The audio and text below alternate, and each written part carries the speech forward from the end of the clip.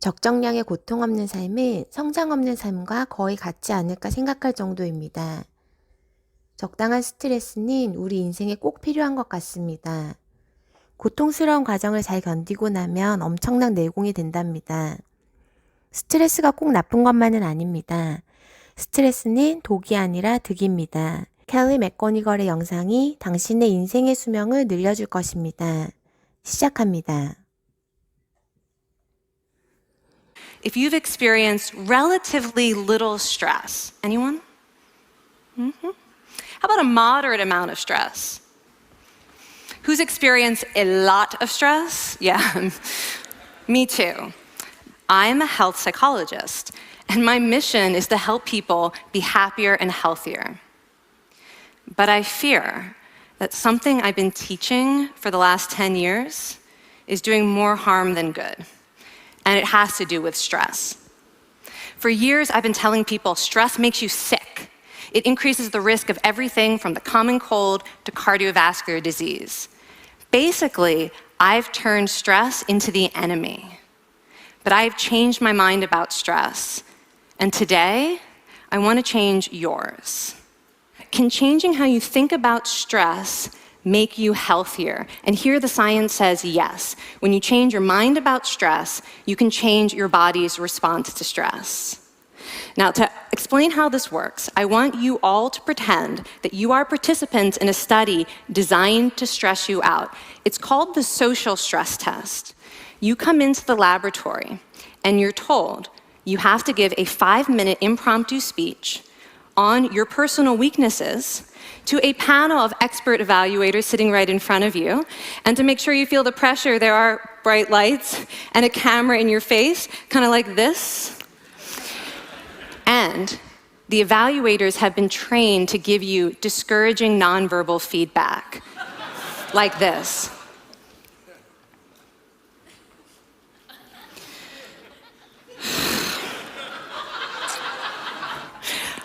Now that you're sufficiently demoralized, time for part 2, a math test.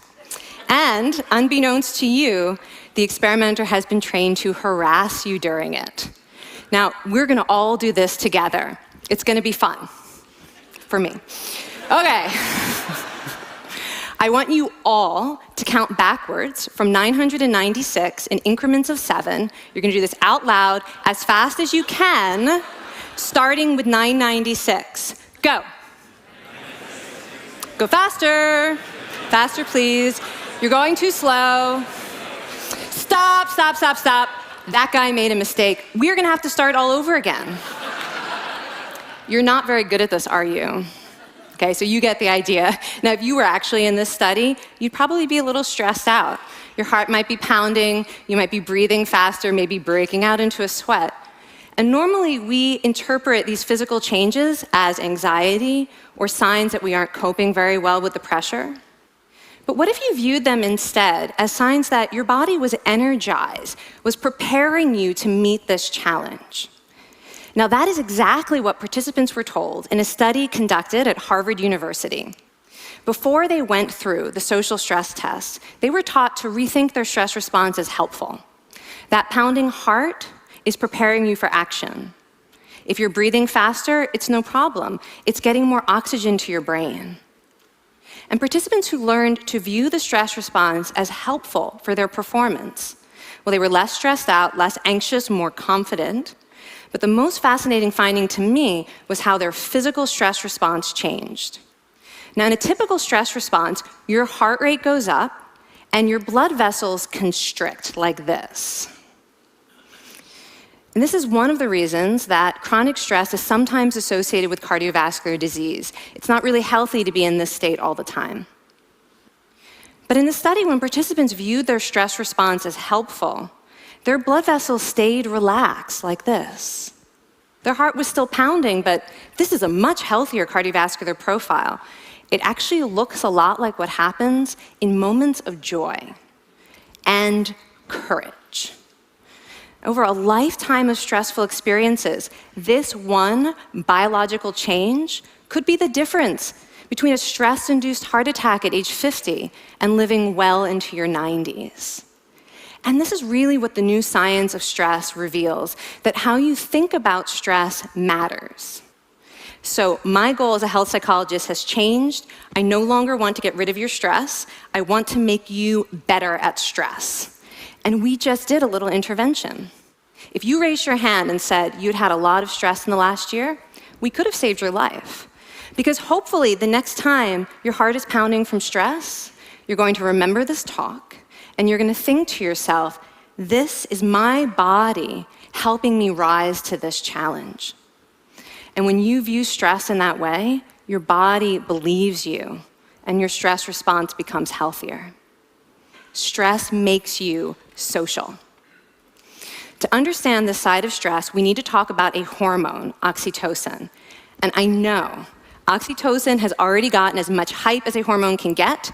It even has its own cute nickname, the cuddle hormone, because it's released when you hug someone.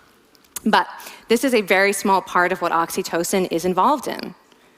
Oxytocin is a neurohormone. It fine-tunes your brain's social instincts. It primes you to do things that strengthen close relationships. Oxytocin makes you crave physical contact with your friends and family. It enhances your empathy. It even makes you more willing to help and support the people you care about. Some people have even suggested we should snort oxytocin, right, to become more compassionate and caring. But here's what most people don't understand about oxytocin. It's a stress hormone. Your pituitary gland pumps this stuff out as part of the stress response. It's as much a part of your stress response as the adrenaline that makes your heart pound.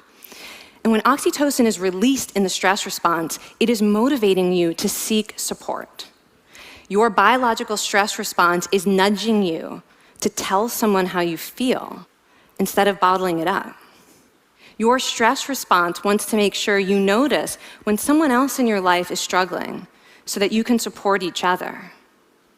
When life is difficult, your stress response wants you to be surrounded by people who care about you. Okay, so how is knowing this side of stress going to make you healthier? Well, oxytocin doesn't only act on your brain, it also acts on your body. And one of its main roles in your body is to protect your cardiovascular system from the effects of stress. It's a natural anti-inflammatory. It also helps your blood vessels stay relaxed during stress. But my favorite effect on the body is actually on the heart. Your heart has receptors for this hormone. And oxytocin helps heart cells regenerate and heal from any stress-induced damage. This stress hormone strengthens your heart. And the cool thing is that all of these physical benefits of oxytocin are enhanced by social contact and social support. So when you reach out to others under stress, either to seek support or to help someone else, you release more of this hormone, your stress response becomes healthier, and you actually recover faster from stress. I find this amazing that your stress response has a built-in mechanism for stress resilience. And that mechanism is human connection. For every major stressful life experience, like financial difficulties or family crisis, that increased the risk of dying by 30%. But, and I hope you are expecting a but by now, but that wasn't true for everyone. People who spent time caring for others showed absolutely no stress-related increase in dying, 0. Caring created resilience. And so we see once again that the harmful effects of stress on your health are not inevitable. How you think and how you act can transform your experience of stress. When you choose to view your stress response as helpful, you create the biology of courage. And when you choose to connect with others under stress, you can create resilience. Now, I wouldn't necessarily ask for more stressful experiences in my life, but this science has given me a whole new appreciation for stress. stress gives us access to our hearts. The compassionate heart that finds joy and meaning in connecting with others. And yes, your pounding physical heart working so hard to give you strength and energy. And when you choose to view stress in this way, you're not just getting better at stress, you're actually making a pretty profound statement. You're saying that you can trust yourself to handle life's challenges. And you're remembering that you don't have to face them alone. Thank you. Thank you. 우리가 확실히 아는 것은 불편을 피하려고 노력하는 것보다는 의미를 쫓는 것이 건강에 더 좋다는 것입니다. 그래서 결정할 때 최선은 우리 인생의 의미를 창조하는 그것을 쫒으라는 것입니다. 그리고 그에 따르는 스트레스를 조절할 수 있다고 스스로를 믿으시길 바랍니다. 당신은 우주의 유일한 사람입니다.